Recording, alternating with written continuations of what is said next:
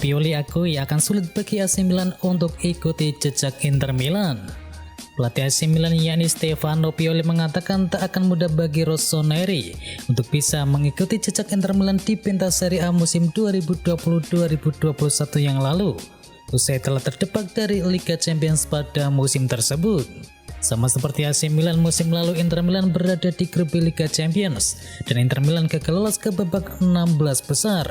Dan kini AC Milan terpuruk di dasar klasemen grup B, artinya mereka tak akan bermain di Liga Eropa sekalipun.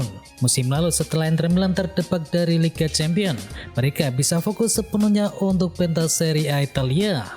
Inter Milan kemudian bisa menyalip AC Milan dan malah berhasil menjuarai Scudetto. Kini AC Milan mengalami nasib serupa dengan Inter Milan. Harusnya mereka bisa mengikuti jejak sang rival sekota tersebut dan meraih poin sebanyak-banyaknya agar bisa meraih gelar Scudetto.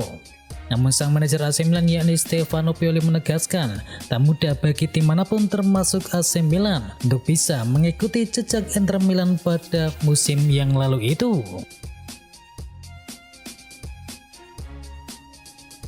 Gerard Pique tebar pesiwar jelang Piala Super Spanyol.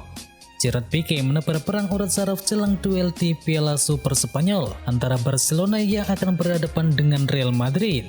Kedua tim musuh bebuyutan tersebut akan kembali berhadapan, kali ini di semifinal Piala Super Spanyol pada Kamis dini hari. Kami memiliki motivasi besar untuk mengangkat trofi. Ini semifinal El Clasico dan itu akan sulit. Namun kami percaya kami masuk ke dalamnya pada saat yang baik. Saya optimis kami akan mampu bersaing dengan baik, lolos dan mencapai final, tegas Pique. Kali ini Piala Super Spanyol menggunakan format baru. 4 tim berlaga di semifinal kemudian final. Pertandingan semifinal lainnya mempertemukan Atletico Madrid yang akan berhadapan dengan Atletico Bilbao sehari setelah duel Barcelona melawan Real Madrid. Benzema kian dekati rekor Alfredo Di Stefano. Karim Benzema kembali mengukir prestasi mentereng bersama Real Madrid. Ia turut menjadi pemain bintang saat membungkam Valencia pada lanjutan La Liga Spanyol. Marca melaporkan bahwa Karim Benzema mengukir sejarah yang baru untuk Real Madrid yang saat ini telah berhasil mencetakkan 301 gol untuk klub tersebut. Fakta ini semakin mengukuhkan sang penyerang sebagai salah satu legenda hidup milik Los Blancos. Ini adalah musim ke-13 Benzema berkostum si putih. Pria Prancis ini telah meraih sekalinya selama bermarkas di Santiago Bernabeu. Ex-pemain Lyon tersebut memperpendek selisih gol dengan Alfredo Di Stefano yang menempati urutan ketiga dalam urusan mencetakkan gol. Di Stefano diketahui mengoleksi 308 gol. Dan Benzema butuh 7 gol lagi untuk menyamai catatan legenda kelahiran Buenos Aires tersebut. Di urutan kedua ada Raul Gonzalez yang mencetakkan 323 gol. Dan di urutan pertama ada nama CR7 yang berhasil mengoleksi 451 gol. Cedera parah akhiri musim Federico Chiesa. Juventus baru-baru ini mengkonfirmasi bahwa Federico Chiesa mengalami cedera ACL. Chiesa bakal menjalani operasi beberapa hari ke depan, dan cedera Chiesa merupakan korban kemenangan Juventus atas AS Roma. Dia diketahui tidak bisa menuntaskan pertandingan, untungnya Juve bisa menang dengan skor akhir 4-3. Kemenangan itu krusial bagi Juventus, tetapi cedera dari Chiesa juga terlalu mahal. Terlebih, cedera ACL adalah salah satu mimpi buruk pesepak bola, dan Chiesa harus menjalani proses panjang untuk bisa bermain kembali. Mengungkit laporan dari Sky Sport Italia, Chiesa harus mengakhiri musim 2021-2022 ini lebih cepat. Jika pemulihannya berjalan secara lancar, Chiesa diharapkan bisa kembali bermain di musim 2022-2023 nanti. Kini Chiesa harus menjalani proses pemulihan panjang. Dia juga tidak akan bisa bermain membela Italia di babak playoff Piala Dunia 2022 di bulan Maret mendatang. Resmi Samuel Umtiti perpanjang kontrak. Belakangan ini Umtiti kerap digosipkan bakal dijual oleh Barcelona. Ini disebabkan performa sang bek yang menurun pasca mengalami cedera panjang. Namun kabar terbaru, Barcelona membuat pengumuman mengejutkan. Mereka memutuskan untuk memperpanjang kontrak dari sang bek tersebut. Menurut rilis resmi yang dikeluarkan oleh Barcelona, mereka mengkonfirmasi bahwa Umtiti bakal bertahan lama di Barca. Ia akan mendapatkan kontrak jangka panjang dan sang bek diberi kontrak berdurasi 4 tahun ke depan, sehingga ia akan membela Barcelona hingga tahun 2026 nanti. Namun ada konsekuensi dari perpanjangan kontraknya tersebut.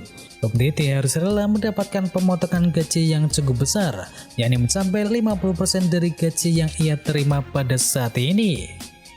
Kesediaan Umtiti memperpanjang kontrak di Barcelona ini menjadi kabar baik bagi Ferran Torres. Sang penyerang akhirnya bisa didaftarkan oleh Barcelona. Steven Gerrard disarankan angkut Luis Suarez.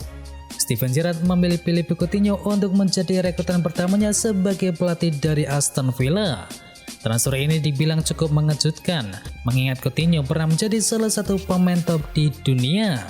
Transfer ini bernuansa reuni, mengingat Gerrard dan juga Coutinho pernah menjadi rekan satu tim sewaktu di Liverpool beberapa tahun yang lalu. Reuni Coutinho dan juga Steven Gerrard ini juga mencuri perhatian sejumlah analisis dari Liga Premier Inggris. Termasuknya adalah mantan pemain Aston Villa yakni Gabriel Agbonlahor. Menurutnya Gerrard seharusnya tidak berhenti pada transfer Coutinho saja. Agbonlahor berani mengusulkan nama lain kepada Aston Villa karena memandang Aston Villa memang berpeluang bermain di Liga Eropa pada musim depan. Untuk itu menurutnya Steven Gerrard bisa kembali bereuni, kali ini dengan merekrut Luis Suarez. Diketahui kombinasi Coutinho dan juga Suarez pernah terbukti mematikan. Walau usianya sudah menginjak 34 tahun, namun Suarez masih tetap produktif untuk mencetakkan gol. Buktinya musim ini ia sudah mencetakkan 7 gol untuk tim Atletico.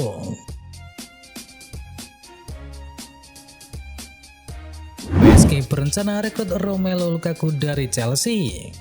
Romelu Lukaku menjadi sosok yang cukup menyita perhatian dalam beberapa waktu terakhir.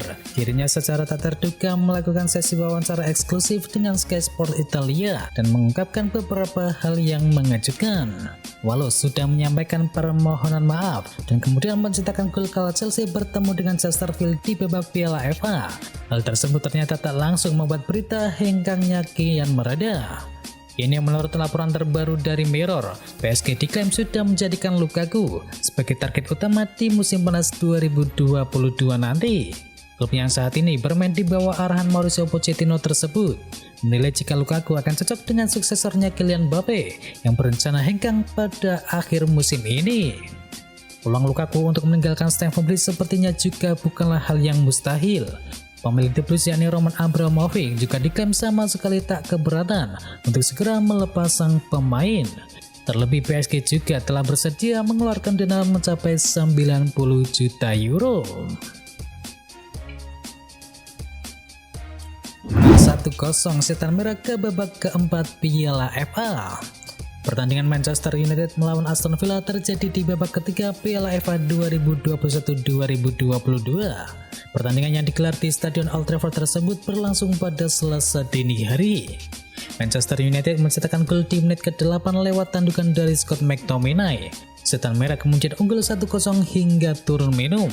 Aston Villa sebenarnya sempat membobol gawang Manchester United di babak yang kedua, tetapi gol tersebut dianulir oleh wasit setelah melihat VAR. Tim tamu gagal mencetakkan gol hingga babak yang kedua dan pertandingan tuntas untuk kemenangan bagi si tuan rumah. Hasil ini membawa Manchester United melaju ke babak keempat Piala FA. Bruno Fernandes dan kawan-kawan sudah ditunggu oleh tim divisi Championship yakni Middlesbrough.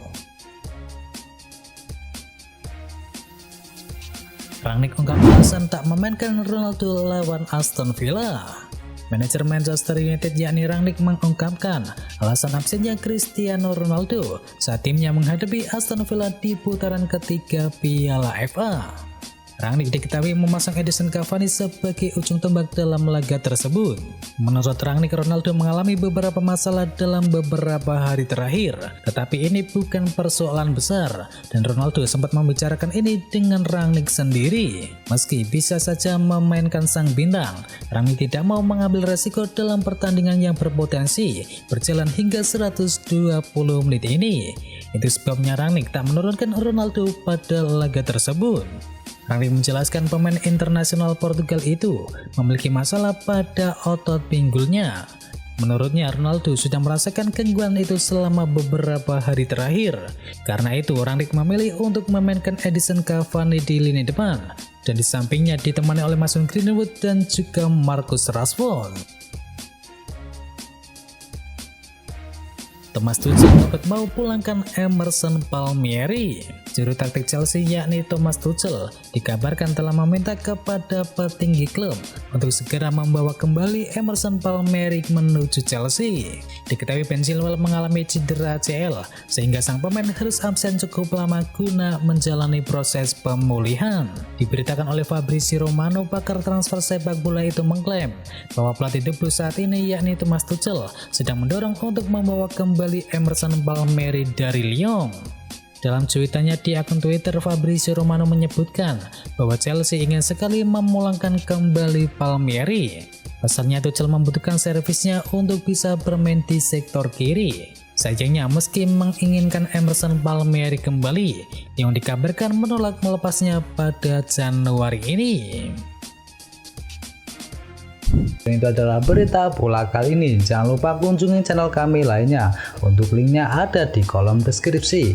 Jangan lupa ya like, komen, dan sebarkan video ini biar teman kamu tidak kudet tentang berita bola.